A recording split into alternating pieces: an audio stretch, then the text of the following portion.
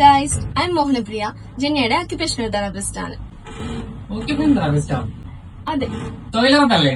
അല്ല അല്ലേ? അല്ല അപ്പൊ പിന്നെ ഓപ്പറേഷൻ തിയേറ്റർ അല്ല അക്യുപങ്ചർ അല്ല ഫിസിയോതെറാപ്പി കടവുളെ അല്ല.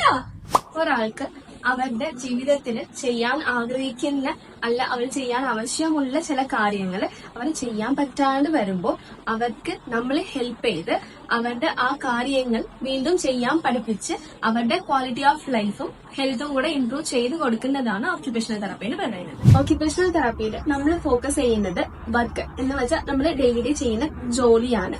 പിന്നെ വരുന്നത് self care skills. Self care സ്കിൽസിൽ വരുന്നത് ഒരാളുടെ സ്വയം നോക്കുന്ന daily skills like brushing, nail cutting, hair cutting ഇങ്ങനത്തെ വരുന്നതാണ്. പിന്നെ വരുന്നത് ലീഷർ. അവരുടെ സെൽഫായിട്ട് അവരെ ഹാപ്പി ആയിട്ട് അവരെ റിലാക്സ് ആയിട്ട് ഉള്ള ടൈമാണ് ഈ ലീഷറിൽ വരുന്നത്. ഇത് മൂന്നിലൂടെയാണ് കൂടുതൽ OT ഫോക്കസ് ചെയ്യുന്നത്. അല്ല, ചൈൽഡ് വെൽഫെയർ സെന്റർ അല്ലേ? ഇത് കുട്ടികളെവിടെ? അത് അടുത്ത വീഡിയോയിൽ പറഞ്ഞത്.